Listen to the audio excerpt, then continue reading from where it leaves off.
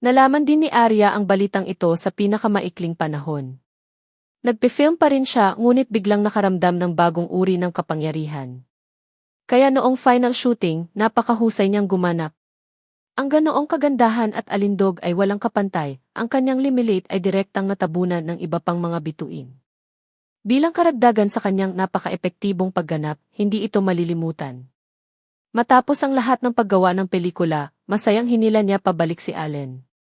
Bumalik na tayo. Ayaw mo bang magpahinga sandali? Tanong ni Allen. Gusto kong bumalik at magsaya para sa kanya. Hindi na nakapagtalo si Allen sa kanya at nag-book kaagad ng flight pabalik ng China. Pagkatapos magpaalam kay Johnson, dinala niya sina Arya at Luna sa airport. Sa pagkakataong ito, ibang-iba sa karaniwan. Hayagan silang lalabas sa airport at hindi na magtatago sa mga reporter. Hindi na nila kailangang sumakay ng dalawang magkahiwalay na flight. Nakita ni Allen si Arya na lumilingon sa paligid at sinabi sa mahinang boses, "Bakit parang kinakabahan ka? Mukhang hindi maganda ang ganitong uri ng larawan." "Kami ni." May gustong sabihin si Arya pero napatigil siya. Napatulala siyang napatingin sa lalaking nasa harapan niya. "Miss Morrison, ako ang manager mo ngayon. Natural lang na magkasama tayo." Inabot ni Allen at hinila siya palapit sa kanya. Hindi siya natatakot na tapikin ng sinuman. Napatingin si Arya sa mga taong paparating at papalabas sa airport.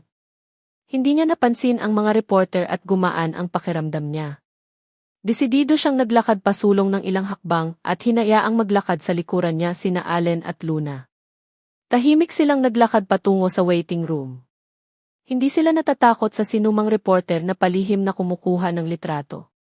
Nang may nalaman na si Arya at Allen iyon, naghiyawan ang mga fans. Nagkusa silang tumakbo at hilingin kay Arya na pirmahan sila. "Ate Arya, bakit kasama mo si Director Jones?" Napakurap si Arya at diretsong sumagot ng nakangiti, "Dahil sa lahat ng oras na ito ay nagtutulungan kami." Ang mga tagahanga ay maingat na nagtanong muli, "Kung gayon maaari ko bang hilingin kay Director Jones na pumirma rin?" Walang maraming pagkakataon upang makilala ang Pangulo ng Dahwa. Tumingin ang malalalim na mata ng lalaki kay Arya. Kalmadong sinuot ni Arya ang kanyang salaming pang-araw at walang balak na kumilos. Naintindihan naman ni Allen ang ibig niyang sabihin.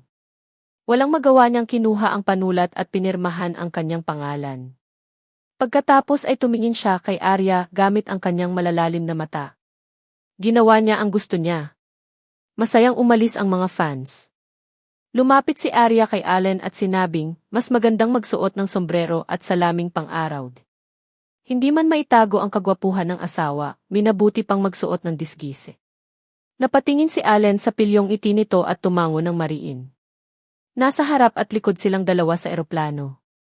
Sumandal si Arya sa upuan at nakangiting tumingin kay Allen.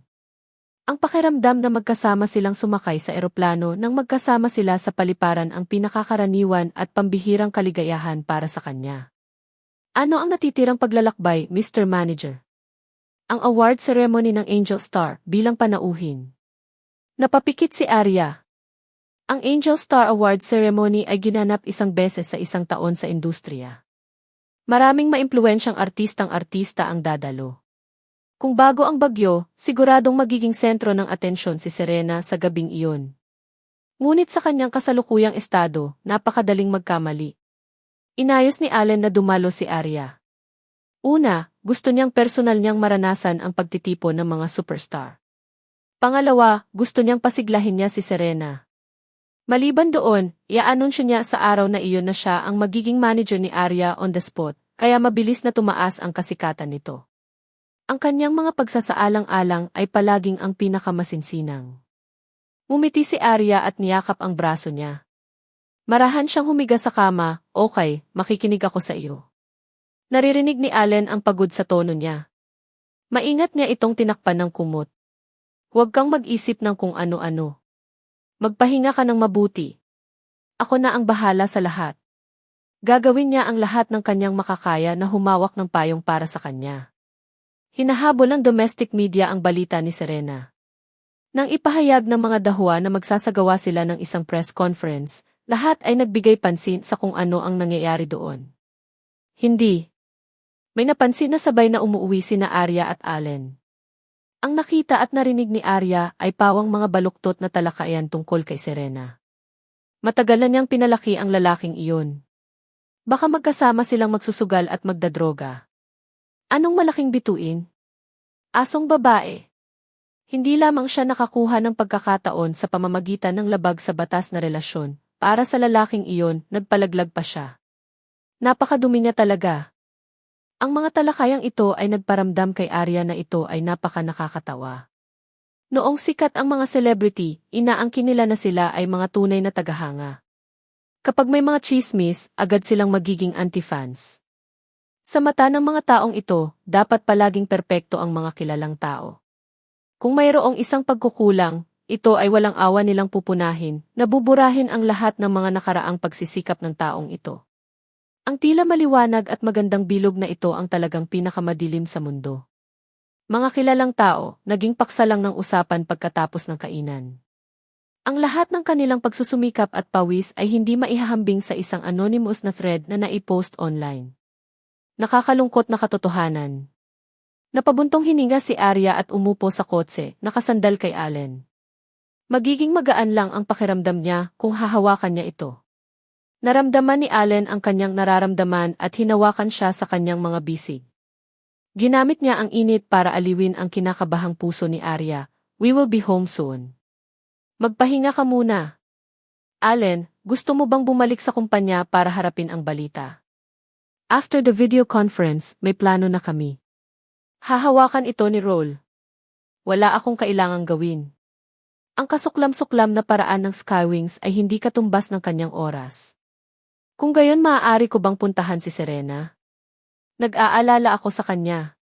Tumango si Allen at inayos si Martin na palihim na ipadala si Arya doon. Ibabalik ni Martin si Arya sa perpektong kondisyon ang hindi nakakaakit ng atensyon ng media. Ang apartment ni Serena ay napapaligiran ng mga reporter mula sa 3 palapag sa labas at 3 palapag sa loob. Walang paraan na makapasok siya. Makakaakyat lang si Arya sa cargo elevator sa kabilang side at makasalubong si Serena sa rooftop. Makalipas ang 10 minuto, umakyat si Serena sa rooftop na nakasuot ng itim na trench coat, salaming pang-araw, at sombrero. Nilingon ni Arya ang likod at nakitang nakabalot siya ng mahigpit. Agad siyang natauhan at naglakad para tanggalin ang sunglasses ni Serena. Sure enough, puro pasa ang mata at noo niya. Sinaktan na naman siya ng lalaking iyon. Seryoso ba? Saan ka pa nasaktan? Dadalhin kita sa pribadong ospital. Hindi karapat-dapat mabuhay sa mundong ito ang ganitong uri ng hama. Tahimik na ibinaba ni Serena ang kanyang mga mata at mapait na ngumiti. Gusto ko nang tuluyang tapusin ito sa kanya, ngunit hindi niya ako pinatapos na makinig at binugbog ako. Baka gusto niya akong patayin. Kung hindi ako tumakas kanina, baka hindi na kita nakita. Hindi alam ni Arya ang sasabihin at tumingin lang sa kanya. Napayuko si Serena at tumulo ang mga luha sa kanyang pisngi. Napakaraming pera na ang binigay ko sa kanya pero hindi pa rin siya kontento. Gusto niyang makaipon ako ng 100 milyon para sa kanya sa loob ng 3 araw o kung hindi, ipopost niya ang lahat ng aking mga larawan na palihim niyang kinuha sa online. Hindi ko na talaga alam ang gagawin ko di. Bakit hindi ko siya papatayin at pagkatapos ay patayin ko ang aking sarili? Napaluhod siya sa lupa sa sakit at humagulgol. Dahan-dahang lumuhod si Arya sa kanyang harapan at nagtanong sa mahinang boses, sabihin mo sa akin, paano namatay ang aktres na niloko niya? Sa car accident, nakatakas ang driver at hindi na nahuli. Kaya naisip niyang sinuhulan ko ang driver para gawin ito. Kung gayon hindi mo ba nasuri, tanong ulit ni Arya. Pero walang resulta. Walang maniniwala sa sinabi ko di. Huminga ng malalim si Arya. Hindi sila makaupo at maghintay para sa kamatayan, at hindi nila mapanood ang taong iyon na gumagamit ng gayong kasuklam-suklam na paraan upang sirain si Serena. Maingat na alalahanin ang nangyari sa nakaraan at ayusin ang lahat ng ebidensya sa iyong mga kamay. Baka may paraan para harapin siya. Dapat mong ipilit ang sarili mo at hayaan ang hamak na iyon na pagsisihan ang pagtrato sa iyo ng ganito. Hinahayaan siyang magsisi sa lahat ng kanyang nagawa, gaano man siya kadumi, wala na itong kinalaman sa iyo. Wala kang paraan, ngunit hanggat nalampasan mo ito, ikaw ay magiging isang internasyonal na bituin sa pelikula. Tumingala si Serena at nakita ang mukha ni Arya. Tama ka. Ako dapat ang responsable sa buhay ko at pagsisisihan ko siya. Hindi niya palaging gustong mamatay kasama ang lalaking iyon. Dapat niyang hayaan siyang magsisi ng buo at hindi na niya maitago pa. Matapos malutas ang buhol sa kanyang puso, biglang tumingin si Serena kay Arya at mumiti, mula sa isang tiyak na punto ng view, ikaw at si Director Jones ay talagang magkatulad. Kalmado kagaya ni Director Jones. Siya kasi yung taong humila sa akin pabalik sa bangin. The reason why I can have today is because of him din. Arya, dapat patuloy kayong magmahalan. Hanggat magkasama kayo, lagi akong maniniwala sa mundong ito. May true love pa rin dito sa mundo. Tinulungan ni Arya si Serena na tumayo at tinulungan siyang tanggalin ang kanyang salaming pang-araw at sombrero. I will, because never planned to leave him in Nivea life. Malapit na ang oras. Nag-ayos ng press conference si Ro. Pupunta ako. Pinunasan ni Serena ang kanyang mga luha at naghanda ng lumabas para makipaglaban. Hindi kami pupunta sa press conference. Dapat tayong pumunta sa ospital. Hinila siya pabalik ni Arya, dahil gusto namin ang katotohanan, kailangan namin ng matibay na ebidensya para makita ng lahat ng mga tagahanga at babaeng kaibigan kung gaano kayo nagdusa. Biglang naintindihan ni Serena ang ibig sabihin ni Arya. Tumango siya, okay. Mula sa sandaling ito, tinatrato na niya si Arya bilang isang kaibigan. Isang tunay na kaibigan na hindi nangangailangan ng anumang mga benepisyo upang mapanatili. Ang ganitong uri ng pag-asa ay nalampasan pa ang pagmamahal sa pamilya. Ipinadala ni na Arya at Martin si Serena sa isang napaka-otoridad na ospital ng magkasama. Sa lalong madaling panahon, nagkaroon ng bagong kilusan sa entertainment news. Lumabas sa ospital ang sikat na bida sa pelikula na si Serena. Maraming pasa at sugat ang dulot ng palo sa kanyang katawan. Nag-overlap ang mga lumang pinsala at bagong pinsala. Pinaghihinalaan na muli siyang binugbog. Ikinuwento ni Roll sa publiko ang lahat ng naranasan ni Serena nitong mga nakaraang taon sa press conference. Mula nang mag-debut siya hanggang sa binugbog siya ng hamak na ito. Maliban sa ilang larawan nilang dalawa na magkasintahan online, naglabas si Roll ng maraming larawan at ebidensya ng panlalait at pambubugbog kay Serena sa press conference. Ang counterattack na ito ay nagulat sa lahat. Maliban doon, naawa sa kanya ang lahat ng nakakita sa mga galos sa katawan ni Serena.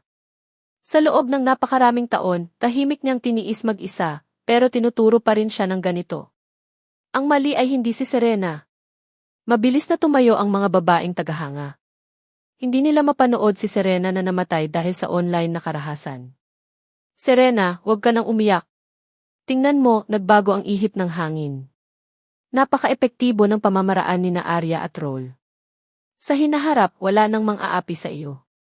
Tiningnan ng assistant ang pinakabagong balita sa internet at sinabi kay Serena, huwag kang gagawa ng katangahan, okay? Si Serena ay nagkaroon ng bangungot na muling ipanganak. Nasa harap niya ang pagpipilian. Mayroong higit sa isa. Natuto siyang magpakatatag at harapin ang sakit dahil may mga taong naniniwala pa rin sa kanya. Naroon din ang dahwa sa likod niya. Akala ko umasa talaga si Arya sa katawan niya para umangat. Hindi ko ini-expect na sobrang lakas niya. Bumuntong hininga ang katulong, siya lang ang nag-iisa sa industriya na naglalakas loob na makilala ka sa oras na ito. Gusto ba ni Director Jones ang isang mahinang babae? Napaisip si Serena sa sinabi ni Arya noong araw na iyon. Bawat salita ay pumasok sa puso niya. Tumingin ang katulong na muling nagningning ang mga mata ni Serena. Napakamot siya ng ulo sa hiya, misunderstood her. Bumangon si Serena at binuksan ang bintana para pumasok ang sariwang hangin. Hindi ko akalain na isang araw ay kakayanin kong harapin ang mga bagay na ito ng ganoon kadali. Iniligtas ako ni Arya at hinayaan akong maniwala na may pagkakataon pa akong tumalikod. Ang tapang niya ang pinakakulang sa akin. Anumang bituin sa entertainment circle ay maaaring isang florera. Ngunit tiyak na hindi siya. Ngayon ko lang naiintindihan kung bakit si Alan Jones, na malamig sa mga babae, ang magkakasama kay Arya. Dahil worth it siya. Sa buong mundo, siya lang ang karapat-dapat kay Alan. Hindi alam ng katulong kung ano ang eksaktong sinabi ni Arya kay Serena noong araw na iyon na nagparamdam sa kanya ng labis na emosyon. Ngunit si Serena ay iniligtas ni Arya. Lagi nilang tatandaan ang puntong ito at magpasalamat sa huli. Ang kasalukuyang Serena ay ganap na nagbago. Siya ay matapang at malakas. Pumikit si Serena at tahimik na ipinangako sa kanyang puso na hinding-hindi niya makakalimutan ang pagtulong ni Arya sa kanya. Kung may araw na nakatagpo ng gulo si Arya, gagawin niya ang lahat para matulungan siya sa huli. Dahil totoong-totoo ang press conference na ito at napakaganda ng reaksyon, matagumpay silang nanalo sa isang round. Ngunit ito ay simula lamang. Gusto ng Skywings na gamitin ang mga larawang iyon para salakayin si Serena at i-drag si Arya at ang Dahua sa tubig. Ito ay ganap na isang panaginip. Dahil pagkatapos ng press conference, nagkaroon pa rin ang sunod-sunod na countermeasures ang Dahua. Mula sa patotoo ng mga tagahanga hanggang sa suporta ng mga tao sa industriya, hanggang sa suporta ng Dahua at ng mga tatak, hindi lang si Serena ang nagtitiis sa lahat. Napakaraming tao ang sumusuporta sa kanya.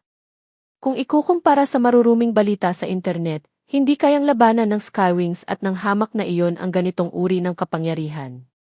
Tumayo si Dahua para kay Serena. Ang mga bagay na naranasan niya ay hiniling pa nga ng mga publisher na isulat ito. Ang mga autobiography at screenwriter ay handang ibagay sa isang pelikula. Nakita ng lahat ang tunay na alindog ni Serena. Tikom ang bibig ng mga nagalit sa kanya sa internet. May mga media reporter din na hayagang humingi ng tawad kay Serena. Si Serena ay muling isinilang mula sa abo. Kahit anong ilantad ng hamak na iyon, hindi na siya papansinin ng publiko. Ang gabing ito ang huling gabi ni Serena sa ospital. Nagmamadaling pumasok ang katulong at sinabing, "Serena, may gusto akong tingnan mo." Ano ito? Inilabas ng assistant ang kanyang phone at ibinigay sa kanya. Ipinakita sa screen ang kanyang opisyal na fans group. Talagang may nagmumura kay Arya sa loob. Kung hindi pinirmahan ni Arya ang Dahua, bakit mahihirapan si Serena? Lahat ng ito ay dahil sa slot na iyon. Gusto kong puntahan ang account niya at pagalitan siya. Siya ay isang masamang tao. Naalala ni Serena ang mga pangalan ng 3 taong ito at nag-login sa kanyang opisyal na account. Sumagot siya sa kanila sa grupo at nag-click sa kanilang mga pangalan. Pakialis sa fans group ko. Ayokong magsabi ng ganyan ang mga fans ko. Natigilan ang lahat ng fans. Pagkatapos ng maikling sandali ng pagkagulat, lahat sila ay nagsimulang mag-type upang magtanong tungkol sa kanyang kalagayan. Ngunit si Serena lang ang nagsalita para kay Arya. Salamat sa lahat ng sumuporta sa akin. Pero ang gusto kong sabihin ay matagumpay kong nalampasan ang bagyong ito dahil tinulungan ako ni Arya. Siya ang gumising sa akin. Kung hindi dahil sa kanya, hindi ako ang kasalukuyang ako. Kaya, umaasa ako na ang aking mga tagahanga ay maaaring makatwirang pag-iba-iba ang mga tsismis at tsismis. Kung makakita man ako ng anumang salitang nakakasakit kay Arya, hindi ako magpapakita ng anumang awa. Serena, naiintindihan namin. Magpahinga ka at alagaan ang iyong katawan. So ito ang totoo. Serena, maayos naming pamamahalaan ang fans group. Talagang magandang bituin si Arya para makasama si Serena sa paghihirap. Sa pagkakaisa ng lahat, naging maayos muli ang kapaligiran sa fans group. Gumaan ang pakiramdam ni Serena at ipinasa ang telepono sa kanyang assistant. Naiintindihan mo ba ang ibig kong sabihin? Tumango ang assistant, I will correct manage the speech of the fans group. Si Serena lang ang nakapagsabi nito sa kanyang mga tagahanga para sa kapakanan ng ibang mga artista. Mula rito, makikita na talagang napakaganda ng relasyon nila ni Arya. Matapos kumalat ang bagay na ito, hindi direktang gumanap ito ng malaking papel sa imahe ni Arya. Alam din ng lahat sa industriya kung gaano kaganda ang kanilang relasyon. Nang buong tapang na humarap si Serena sa mga reporter, hindi rin nagpatinag si Arya. Inayos niya ang lahat ng ebidensya na ibinigay sa kanya ng una. Gusto niyang mahanap ang tunay na mamamatay tao para tuluyang maputol ni Serena ang relasyon sa hamak na iyon. Masyadong matagal ang usaping ito.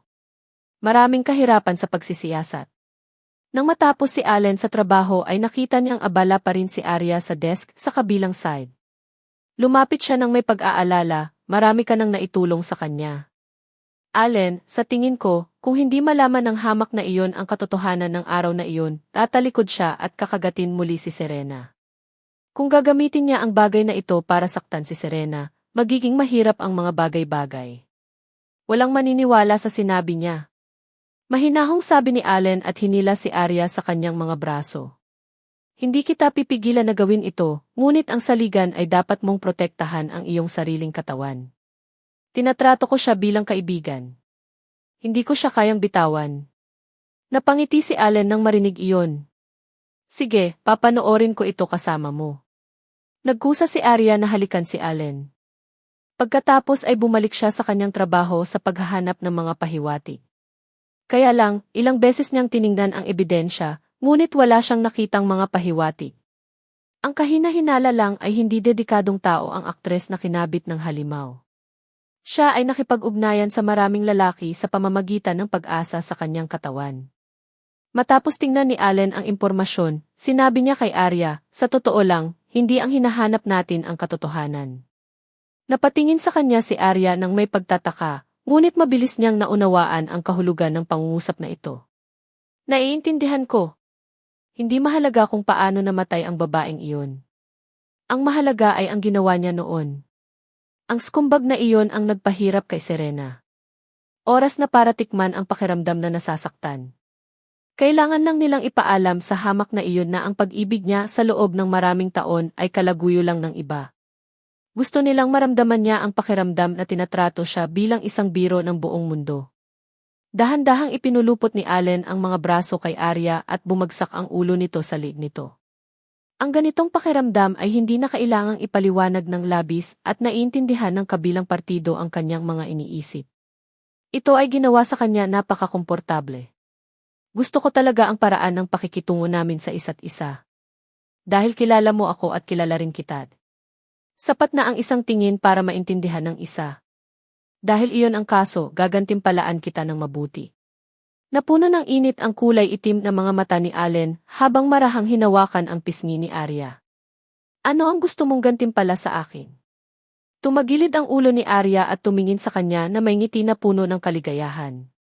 Pinakamalaking kapalaran niya ang makatagpo ng isang taong magkakilala, tulad ng inaasahan ni Arya, ang scoop na iyon ay nakarating na sa isang tiyak na kaharian.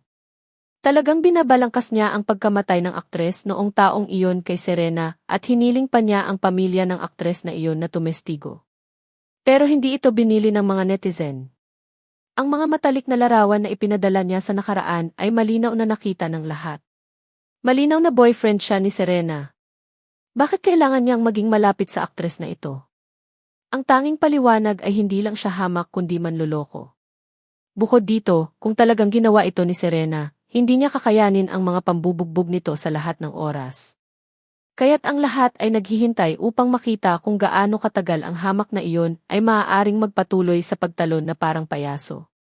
Matapos makita ni Arya ang balita, hiniling niya kay Martin na tumulong upang maunawaan ang sitwasyon ng pamilya ng aktres.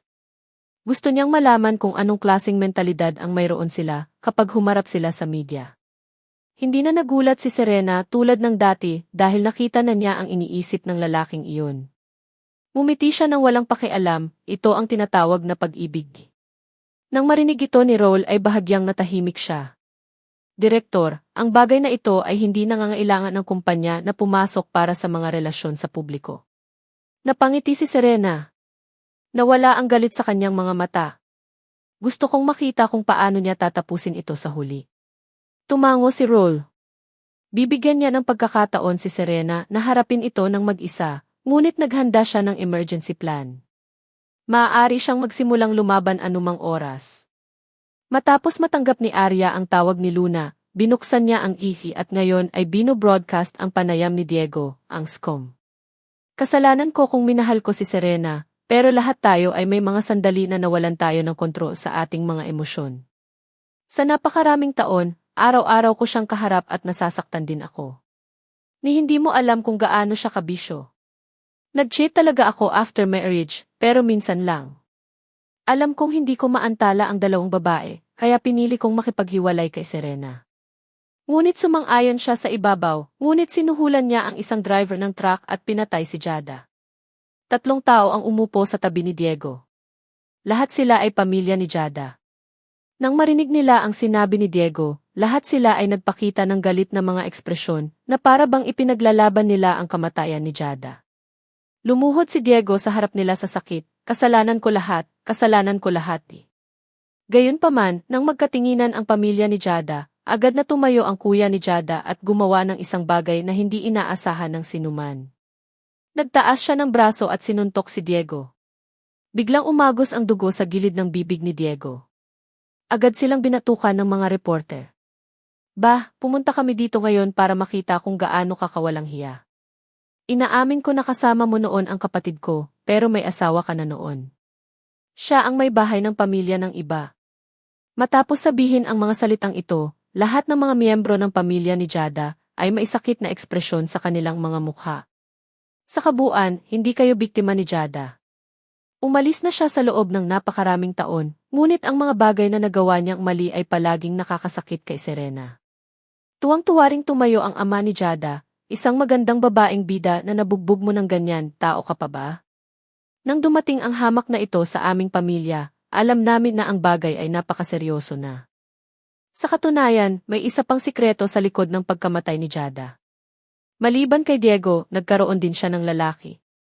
Gangster ang lalaking iyon. Si Jada ay pinatay ng kaaway ng lalaking iyon sa kotse. Nalaman lang namin ang totoo pagkaraan ng mahabang panahon. Kahit tumawag tayo ng pulis, hindi natin siya mahuhuli. Kaya nga may sasabihin tayo para kay Serena. Hindi natin maaaring hayaang gamitin ni Diego ang pagkamatay ng aking anak para i-frame ang mga inosenteng tao. Ito ang katotohanan. Ang katotohanan ay sinabi ng pamilya ni Jada sa harap ng kamera. Hindi nila piniling protektahan ang hamak na ito at i-frame si Serena dahil nawala ang kanilang anak na babae. Hindi nila hahayaang mawala ng iba ang kanilang anak na babae. Tuluyan nang natulala si Diego sa harap ng kamera. Ang katotohanang lubos niyang pinaniniwalaan ay ganap na nagbago. Maraming beses nang nagpaliwanag sa kanya si Serena, ngunit hindi siya naniwala. Akala niya nagsiselo si Serena, kaya naman hinayaan niyang patayin ng mga tao si Jada. Pero hindi niya akalain na ang taong dati niyang inaakala ay ang tunay na mahal sa buhay ay may ibang lalaki pala. At dahil sa obsesyon na ito, inabuso niya si Serena. Wala siyang ginawang masama sa kanya.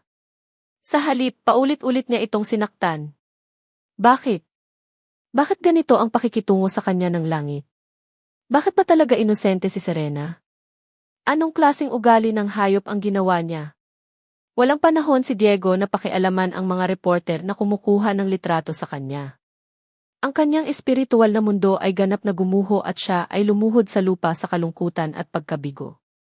Sa pagtingin sa eksena sa screen ng telebisyon, hindi nagbago ang mood ni Serena. Tapos na ngayon. Wala nang mananakit sa iyo. Pinatay ni Arya ang gisi at hinawakan ang kamay ni Serena. Napakaraming masasakit na gabi at napakaraming malalalim na pinsala at nagtapos ng ganoon lang. Biglang umiyak ng tahimik si Serena. Napakaraming hinaing niya ngunit naluluha na lang. Niyakap niya si Arya na tiis ko di. Kailangan mong magmadali at hilahin ang iyong sarili. Kailangan mo pang dumalo sa award ceremony ng Angel Star. Ikaw ang palaging magiging pinaka-nakakasilaw na bituin. Hihintayin kita sa award ceremony. Nakita ni Arya na ang bagay ay ganap na natapos at ang kanyang nag-aalalang puso sa wakas ay tumira. Nang makitang lumabas si Serena mula sa manipis na ulap, talagang napakasarap ng pakiramdam niya, kaya't gusto niyang lumabas kasama si Allen upang maghanap ng isang restoran na may tamang panlasa na maupuan. Pagkalabas ni Allen sa trabaho, dumiretso siya sa restaurant na na-appointment niya. Nakita niya si Arya na eleganteng nakaupo sa tabi ng bintana at nakatingin sa menu, nakangiti siyang naglakad, masaya ka ba ngayon? Nakita kong naresolba na ang usapin ni Serena. Masaya ako para sa kanya. Kung gayon, maaari kang maglaan ng oras upang samahan ako. Mrs. Jones. Lumingon si Allen at hinawakan ang kamay niya. Nitong ilang araw, medyo napabayaan mo ako. Ako ba? Umiti ng matamis si Arya. Seryosong sabi ni Allen. Ako na ang bahala sa iyo. Umiti si Allen at binitawan siya. Sa kumpanya, ako ang manager mo. Sa bahay, asawa mo ako. Kailangan mong makinig sa akin sa lahat ng oras. Sir. Pagkatapos ng matamis na hapunan nilang dalawa, lumabas sila sa gilid ng pinto ng restaurant at sabay-sabay na umuwi sa gabi. Ginamit ni Allen ang kanyang trench coat para mahigpit na palibutan si Arya. Ninamnam ng dalawa ang katahimikan ng gabi. Napaka-busy mo. Gusto ko pa naman samahan mo akong maghapunan. Hindi ba medyo sinasadya? Gusto ko ang iyong kusa, dahil doon lang maipapakita na ako ang pinakamahalagang tao sa iyo. Napangiti si Arya. Naiintindihan niya siya. Sa mga sandaling ito, gusto lang niya itong makasama at hinding-hindi siya magdadalawang isip na ipagtapat sa kanya ang totoong nararamdaman. Ang damdaming ito ay malalim na nakatatak sa puso ni Arya, sa pagkabigo ni Diego bilang ang pinakamalungkot na tao sa internet, isang engranding award ceremony ang magsisimula na. Sa Angel Star Selection ngayong taon, nanalo pa rin si Serena ng Most Popular Actress Award. Inihayag din ng dahwa sa publiko na personal siyang dadalo sa seremonya ng parangal. Ito rin ang kanyang unang pagpapakita pagkatapos ng bagyong ito. Ang kanyang mental at pisikal na kalagayan ang pinakapinag-aalaga ng labas ng mundo. Nabalitaan din ng mga reporter na naging mabubuting kapatid at matalik na magkaibigan sila ni Arya. Dumalo si Arya sa seremonya ng parangal at naging panauhin upang magsaya para kay Serena. Naisip ito ng lahat, pati na si Arya, dahil hindi sinabi ni Allen sa kanya kung ano ang plano niyang ipahayag sa award ceremony. Si Martin ang unang nakaalam nito dahil sinabihan siya ni Allen na isapubliko ito at ipahayag sa mundo na siya ang manager ni Arya. Nagulat si Martin, President, gusto mo ba talagang sabihin? Paano kung malaman ng outside world di? Makakaapekto ba ito sa pagganap at karera ni Arya na kagagaling lang? Ang presidente ng dahwa talaga ang manager ni Arya. Kung ilalabas ang balitang ito, malamang na mayayanig ang buong entertainment industry sa hanging ito. May problema ba? Tumingala si Allen kay Martin sa harap ng desk. Natatakot akong magselo si Madam at ma-frame ng iba. Si Martin ay nasa tabi ni Allen sa loob ng maraming taon at nakakita ng ganitong uri ng bagay. Sa sandaling lumabas ang balita, sino ang nakakaalam kung gaano karaming tao ang sasalakay kay Arya sa kanyang likuran? Higit pa rito, kung may nagtunton sa mga pahiwatig at nalaman ang totoong relasyon ninyo ni Madam, ano ang nangyari pagkatapos nito? Ibinaba ni Allen ang panulat sa kanyang kamay at napakalma. Si Arya ay palaging isang mahusay na artista. Ang kulang sa kanya ay pagkakataon lamang. Ngayon gusto kong makita ng lahat kung sino ang nakatayo sa likod niya. Saka ko lang maaalis ang mga hadlang para sa kanya. Tungkol sa mga tao sa likod niya, kung hindi sila natatakot sa kamatayan, maaari nilang subukan. Magandang bagay din na ma-curious ang mga naiinggit kay Arya sa relasyon namin. Dahil hindi nila maisip, matatakot sila kay Arya at natural na gagawa ng paraan para sa kanya. Kung hindi ito naugnay kay Arya, hindi ito maipaliwanag ni Allen ng malinaw. Kung mas mahiwaga ang pagkakakilanlan at background ni Arya, mas magkakaroon siya ng impluwensya. Sa oras na iyon, ang kanyang posisyon ay hindi isang bagay na maaaring hawakan ng mga ordinaryong tao. Biglang naintindihan ni Martin. Gaya ng inaasahan, pinag-isipan ito ng mabuti ng kanilang si. Hindi dapat magkaroon ng pangalawang tao sa buong entertainment circle na maglalagay ng labis na pagsisikap para kay Arya. Naiintindihan ko. Gagawin ko agad. Tiningnan ni Allen ang singsing sa kanyang singsing at malumanay ng ngumiti. Sinabi niya na personal niyang dadalhin si Arya sa lugar na gusto niya. Bilang taong pinakamalapit sa kanya, palagi siyang nasa tabi niya. Tuwang-tuwa si Martin sa trabaho. Nagsimula siyang umasa sa magiging reaksyon ng outside world matapos malantad ang balitang ito. Sinunod ni Arya ang ayos ng mga tauhan ng seremonya at pumasok sa eksklusibong dressing room. Dahil hindi sinabi ni Allen sa kanya ang tungkol sa espesyal na plano ngayong gabi, hindi niya alam ang tungkol dito. Nang matapos si Arya sa pagpili ng kanyang mga damit, nakita niya ang mga larawang ipinadala sa kanya ni Serena. Pagkatapos ng mga bagay na ito, naging matalik silang magkaibigan. Siyempre, kailangan niyang tanungin ang mabubuting kaibigan para sa kanilang mga opinyon kung aling damit ang isusuot para dumalo sa seremonya ng parangal. Hinangaan ni Arya ang mga magagandang litrato ni Serena sa suot na damit na parang nakita niya saglit ang kanyang nakakasilaw na anyo, mga asul, hawig talaga ng kulay ng balat mo. Napakaganda. Mabilis na sumagot si Serena na may nahihiyang ekspresyon, gaano man ito kaganda, hindi ito kasing ganda ng iyong custom-made champagne fishtail na damit. Mahal ka talaga ni Derek Jones. Sa bawat oras na lumitaw ka sa isang bagong damit, ito ay lalo na custom-made. Dahil ba hindi na maibaba ng pamilya mo ang mga damit mo? Nang makita ang masayang biro ni Serena ngayon, alam ni Arya na nakaalis na siya sa ulap. Magsimula na tayong mag-makeup. See you later. Ibinaba ni Serena ang kanyang telepono at lumapit ang kanyang katulong at sinabing, Serena, tumanggi ang hamak na iyon na umalis. Nagstay siya sa parking lot at sinabing kailangan kanyang makita. Mahinahong sinabi ni Serena, hayaan mo siyang gawin ang gusto niya. Kahit na yumuko ito sa harap niya, hindi magbabago ang isip niya. Magpatawad? Karapat-dapat ba siya? Nang marinig ito ng katulong ay agad itong napangiti. Tama na yan. Serena, ikaw pa rin ang big star na durog sa buong lugar. Siguradong hindi masisira ang buhay niya sa hamak na iyon. Ang pulang karpet ay umaabot mula sa pasukan ng seremonya hanggang sa pinto ng bituin. Sa main venue ng Angel Star, maraming superstars.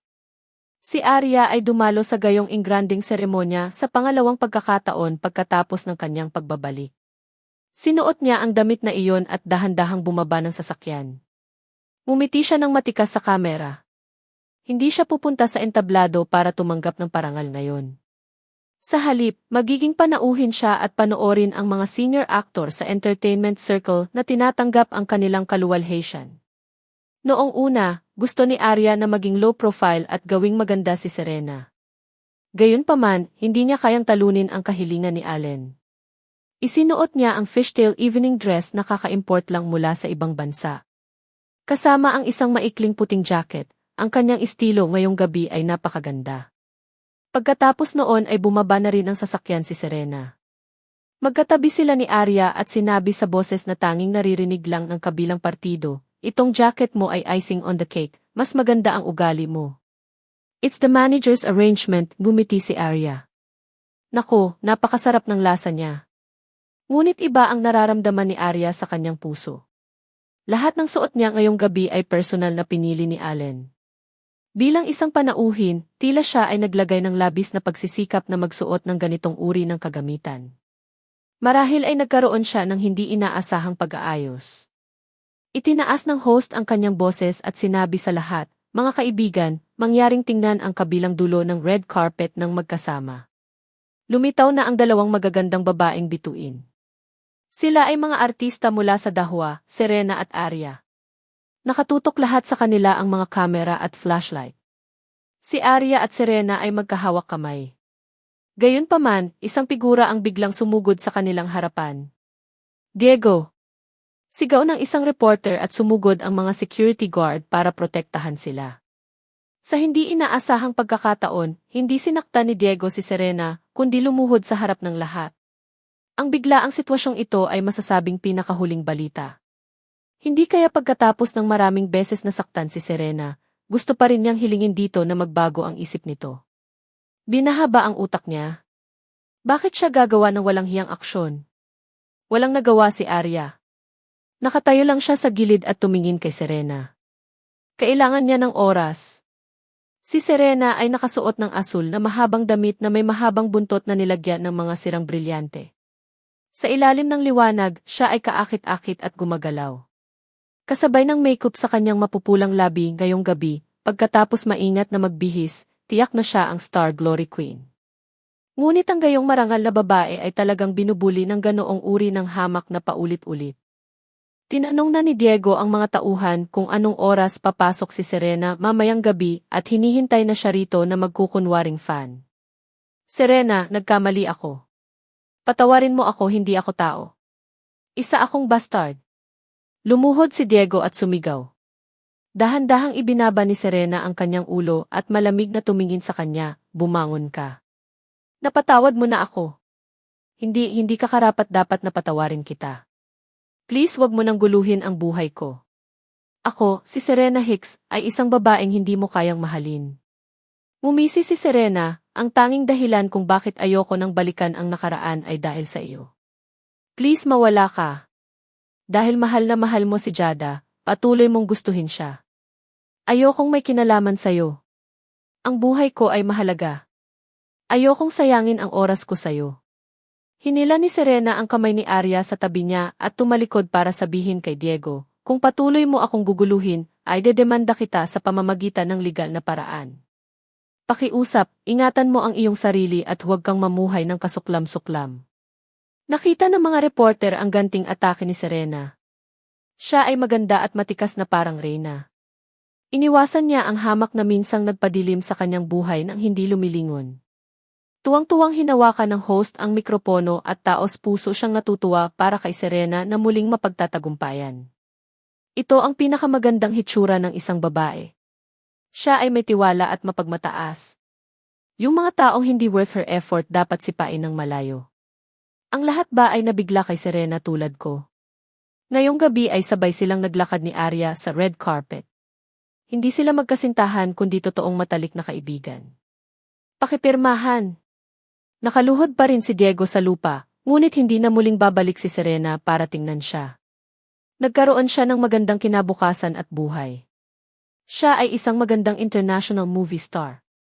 Bakit siya babalik para sa isang hamak na tulad niya? Serena, sinusuportahan kita. Serena, ikaw ang pinakamahusay. Itinaas ng mga fans ang kanilang mga lightstick at naghiyawan. Sa kanila, marami ang mga lalaking fans na lantarang nagpropose kay Serena. Makikita kung gaano siya kasikat. Ngumiti si Serena at tumalikod, nag-flying kiss sa direksyon ng fans group. Naramdaman ni Arya ang mga pagbabago kay Serena mula sa gilid. Nang makita iyon, talagang naalis na niya ang manipis na ulap na iyon, napakasaya ni Arya sa kanyang puso. Ang hinaharap na buhay ni Serena ay magiging mas mabuti at mas mahusay. Bagamat magkasamang naglakad sa red carpet sina Arya at Serena, hindi naman magkalapit ang kanilang mga upuan. Sa tabi ng upuan ni Arya ay ang mga artista ng Skywings. Kasama nila si Vanessa. Noon, naging magkaaway sila dahil sa kompetisyon para sa tagapagsalita ng Unique. Nang magkita sila ngayong gabi, hindi sila nagbatian.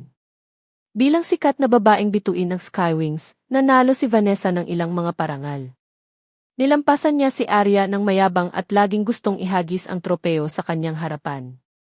Sinadya pa niyang ipagmalaki, dahil wala kang napala ngayong gabi, gusto mo bang humiram ng tropeo para magpakuha ng litrato at magpanggap na ganito? Hindi siya pinansin ni Arya. Na-curious din ako. Si Serena ay isang nangungunang bituin ng dahwa. Ang isang maliit na karakter na tulad mo ay nasa parehong frame ng kanya. Bakit parang hindi mo naramdaman ang hirap huminga? Ngumiti si Arya at nilingon siya. Ikaw ang hindi makahinga. Anong kinalaman ko sa'yo? Ayoko lang sa'yo. Halatang sinisipsip mo si Serena na parang surot at gusto mo pa ring sabihin kung ano ang mabuting kaibigan. Malamig na sagot ni Arya, kung ayaw mo sa akin, dapat pinalo mo ako sa screen. Walang kabuluhan ang sinabi mo. Madali lang para sa akin na talunin ka. Hindi mo ba nakikita ang napakaraming tropeo? Ngunit ang iyong mga kamay ay walang laman, sa tingin ko ito ay katawa-tawa. Sarcastic na tawa ni Vanessa. Alam ko kung bakit ang galing mo kay Serena. Sinipa siya ng isang tao at sinapak ka rin ng iba. Anong katulad ng kapalaran? Nakakaawa talaga ang ma-kick off pagkatapos matamaan ng isang tao. Gusto ni Vanessa na makitang mawala ng pag-asa si Arya ngunit hindi pinansin ni Arya ang mga salitang ito. Ang lamig ng boses niya gaya ng dati, sariling iniisip mo lang iyon. Ang ganitong uri ng pandiwang pag-atake, hindi ito inilagay ni Arya sa kanyang mga mata. Maliban kay Allen, hindi niya ilalagay ang mga salita ng sinuman sa kanyang mga mata. Binigyan ni Vanessa si Arya ng isang makahulugang tingin.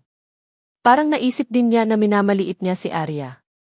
Malaki nga ang natamo ni Vanessa ngayong gabi, pero lahat sila ay parangal na makukuha sa shooting lang ng pelikula. Ang mga nakalaban sa kanya ay pawang mga bagong dating nakakadebut pa lang at walang kumpare sa kanila sa mga parangal na nakuha ni Serena at ng iba pa. Nang manominate si Serena at umakyat sa entablado, sinundan siya ng tingin ni Arya at taos-pusong pumalakpak para sa kanya. Nakangiti din si Serena kay Arya sa stage. Alam niya na kung maaari siyang magkaroon ng araw na ito, ang taong higit na dapat niyang pasalamatan ay si Arya na nasa ibaba ng entablado. Kinuha niya ang mikropono at emosyonal na sinabi, "Salamat sa suporta at pagpapatibay ng lahat sa akin.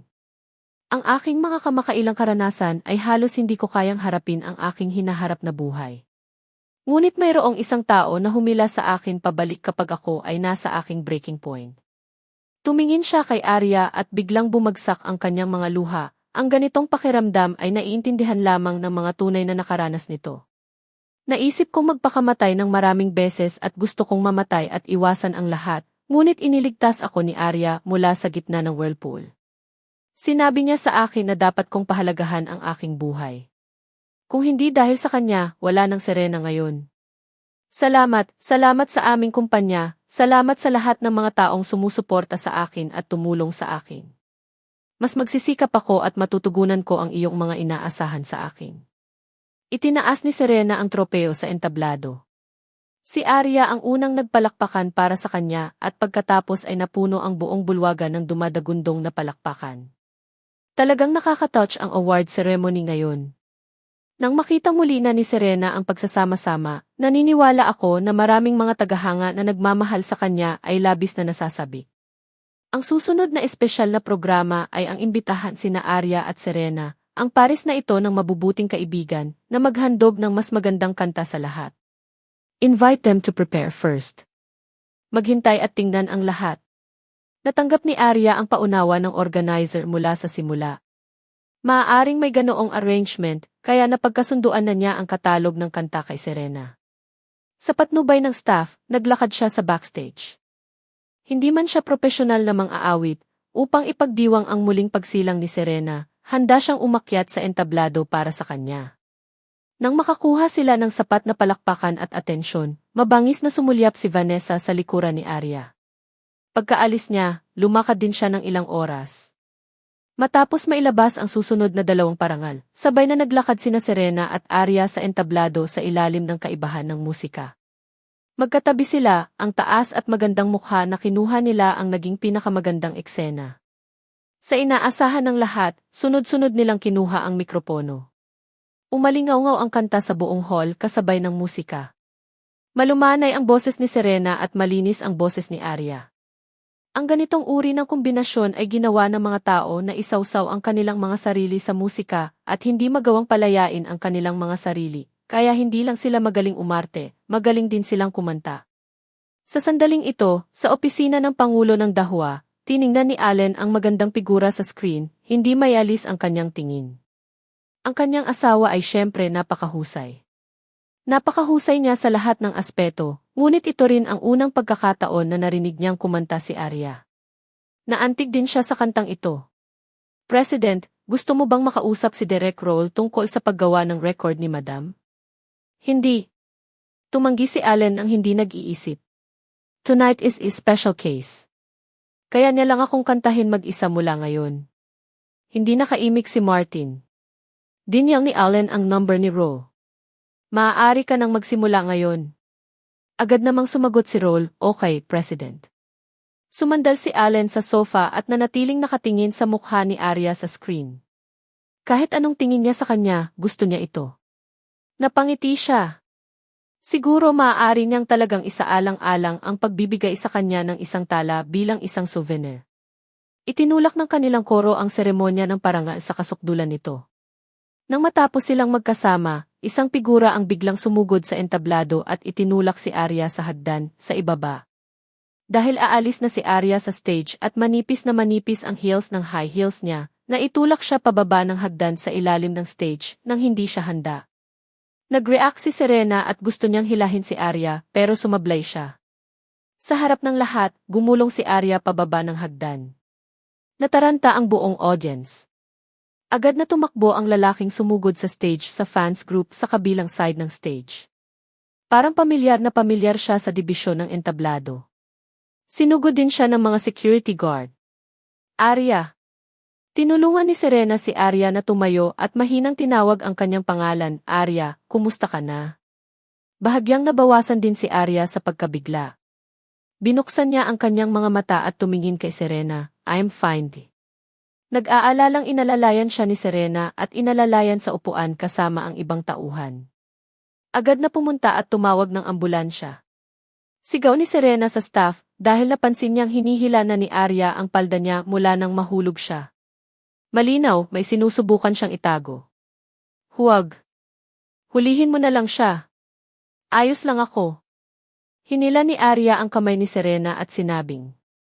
Nag-aalala siya na nakita ni Allen ang nangyari kanina. Ayos ka lang ba?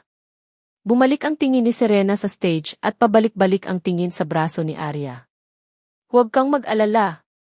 Napakaraming reporter. Dapat na-upload na ang video. Ang ibig niyang sabihin ay dapat alam na ng kanyang direktor na si Jones ang nangyari sa eksena. Napaawang ang labi ni Arya, may mga carpet sa hagdan. Hindi naman ako masyadong nahulog. Lumapit ang direktor na namamahala sa pagkontrol sa eksena. Handa na ang sasakyan. Maaari siyang pumunta sa ospital anumang oras.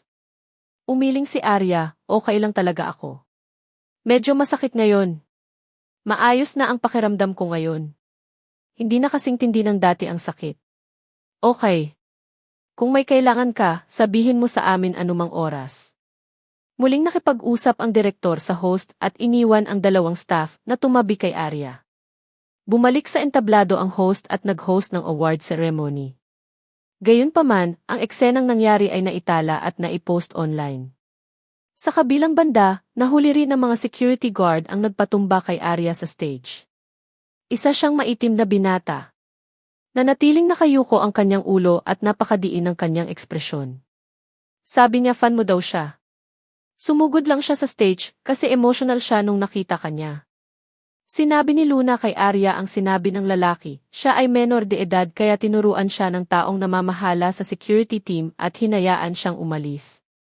Bumuntong hininga si Serena, imposible. Imposibleng magbiro ang fans tungkol sa buhay ng kanilang idolo. Iisa ang iniisip ni na Arya at Serena. Naiisip niya ang taong makakagawa nito, Skywings. Kaya lang wala kaming ebidensya ngayon. Mahinahong sinabi ni Arya, pagkatapos ay maghihintay kami. Nakita ni Luna ang ekspresyon niya at alam niyang may plano na siya sa puso niya. Tiyak na hindi niya papakawalan ang mga taong iyon ng madali. Tumingin si Serena sa oras, malapit nang matapos ang award ceremony. Pauwiin ka muna ni Luna. Matigas na umiling si Arya at tumanggi, gusto kong makita mong tapusin ang award at umalis kasama ka. Tiniis niya ang sakit at hinayaan siyang tulungan si Luna na tumayo, pupunta ako sa upuan at maghihintay na makita ka. Kailangan niyang umasa sa tulong ng ibang tao para makatayo ngayon. Isa pa, masakit pa rin ang bukong-bukong niya. Kumikirot ang puso ni Serena sa kanyang pisikal na kondisyon, gago ka talaga. Hindi ako tanga.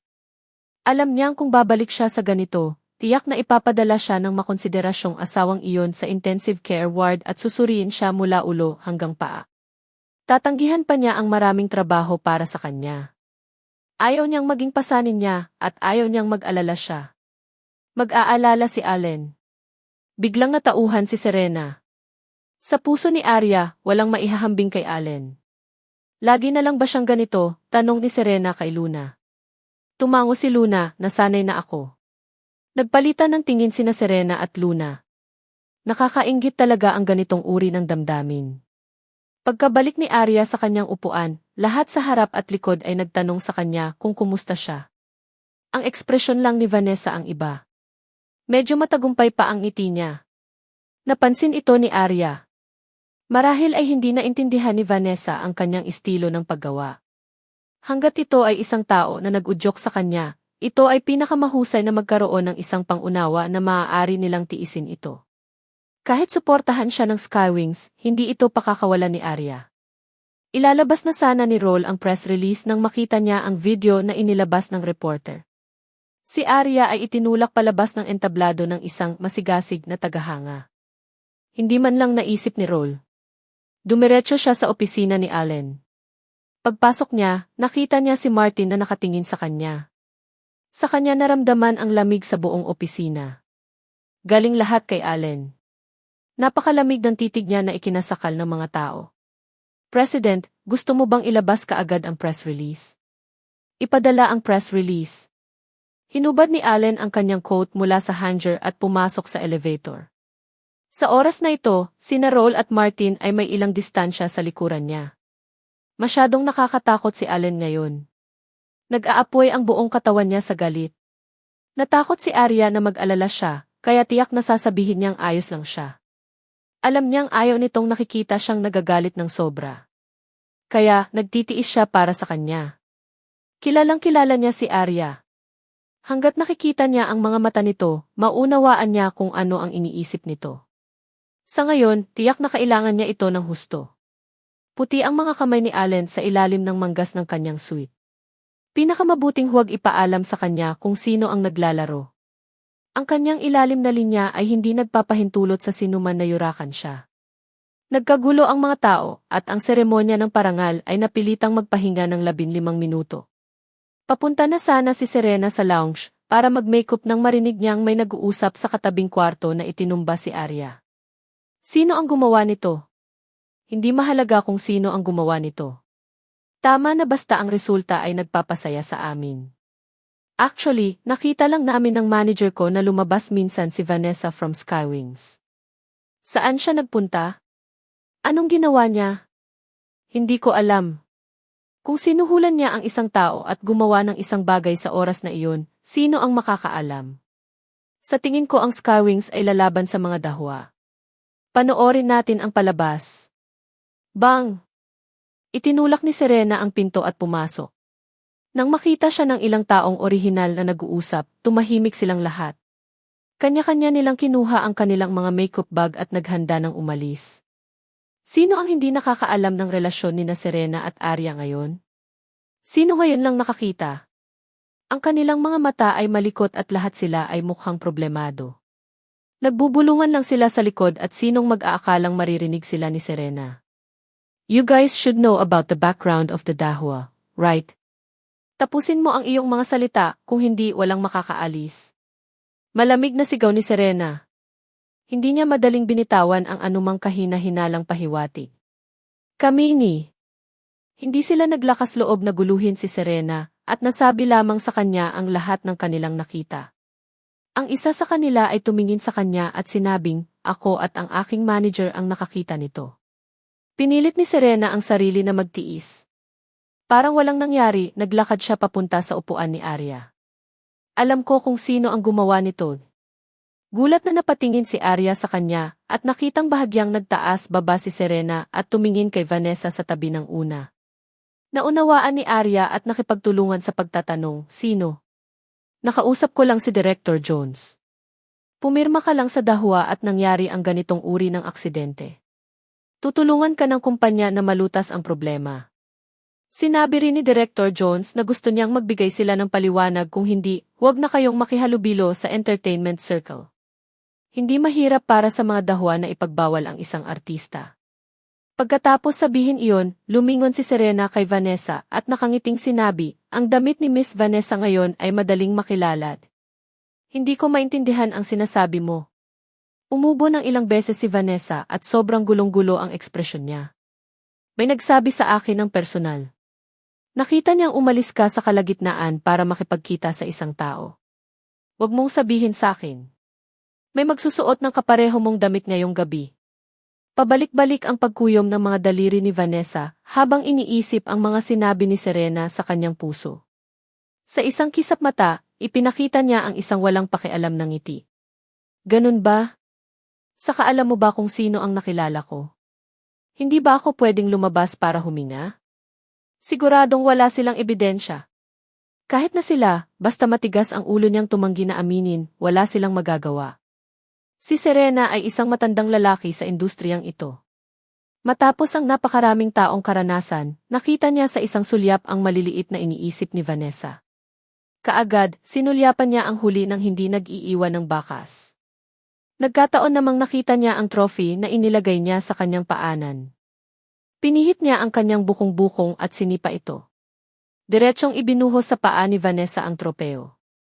Hindi mabigat ang tropeo, ngunit sapat na ang sakit. Sigaw ni Vanessa at tumayo. Lumingon siya at pinandilatan si Serena at sumigaw, "Baliw ka." Maraming tao sa eksena ang nagulat sa eksenang ito. Ano ang sitwasyon ngayon? Si Vanessa ng Skywings ay lantarang hinamon si Serena ng dahwa.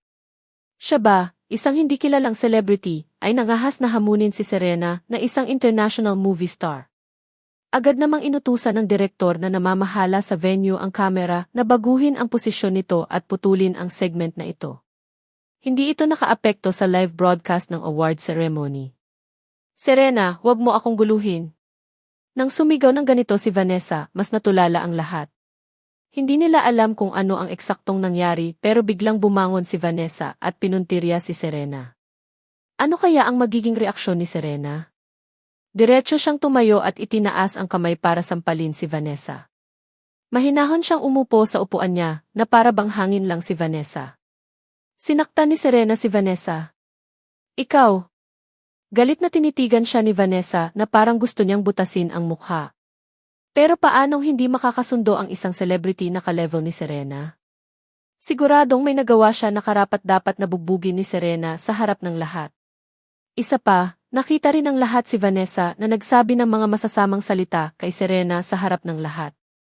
Siya ay malamang na may mababang bi at ginawa ang ganoong bagay na may mababang iki at mababang bi. Lumapit ang isang staff sa gilid at gustong pakalmahin si Vanessa. Ayaw niyang makitang mawala ang usapin, ngunit hindi man lang siya binigyan ng mukha ng huli.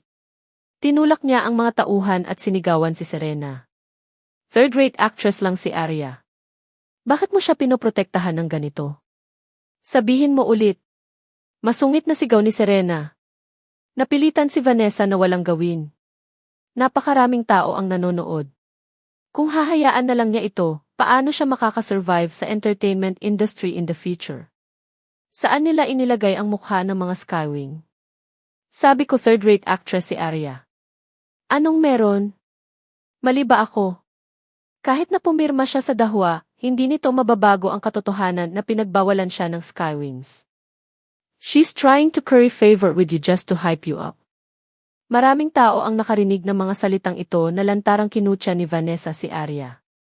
Kung makapasok si Arya sa dahwa gamit ang kanyang pulso ngayon, baka saksakin kanya sa likod bukas. Ipinagpatuloy niya, ayaw ni Director Jones sa mga artistang naglalaro sa likod ng kanilang mga likuran. Naghihintay ako kung paano mamamatay si Arya sa hinaharap. Gaano katawa? Hindi umimik si Arya sa buong oras. Malamig lang ang tingin niya kay Vanessa. Naalala niya ang mga salitang ito.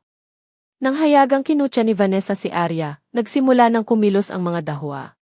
Dahil sa sobrang ingay nila, ilang minutong pahinga lang ang naipahayag ng direktor. Ang ibang mga artista ay nagsimulang mag-browse ng mga pinakabagong balita sa entertainment dahil sila ay nainip. Sa oras na ito, isang piraso ng balita ang bumagsak na parang bomba sa industriya ng entertainment. Laking gulat ng mga taong nakakita ng balitang ito. Iyon, habang nagpapakitang gilas pa si Vanessa, hinila siya ng isang maliit na artista mula sa Skywing sa tabi niya, "Stop talking." Dumating na ang manager ni Arya. Lumingon si Vanessa at tinitigan siya ng masama, "Ano?" Napalunok na lang ang artista matapos siyang titigan. Biglang na-realize ni Vanessa na parang sobrang tahimik ng iba. Ang kapaligirang ito ay lubhang kakaiba. Dahil walang nag-akala na ang ganitong balita ay ilalabas.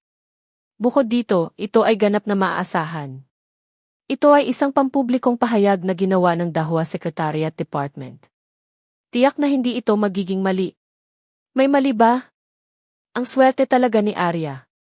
Sino sa buong entertainment circle ang maaaring gawing presidente ng Dahwa? Si Alan Jones ang kanyang eksklusibong ahente. Hindi marinig ni Vanessa ang kanilang pinag-uusapan, ngunit sa kanilang mga mata, unti-unti niyang napagtanto na may hindi tama. Agad siyang tumalikod at inagaw ang telepono ng maliit na artista. Nang makita niya ang pamagat sa screen, nasira siya. Hindi man lang makatayo ng maayos si Vanessa at diretsong umupo sa upuan. Nakita rin ni Serena ang balita at napangisi ito habang nakatingin sa maputlang mukha ni Vanessa. Bakit wala kang sinasabi? Masyado bang nakakaloka ang ending na ito? Ang third-rate na aktor na pinag-uusapan mo ay talagang may hindi inaasahang manager. Siya si Alan Jones. Papayo ko sa iyo na maging mabait.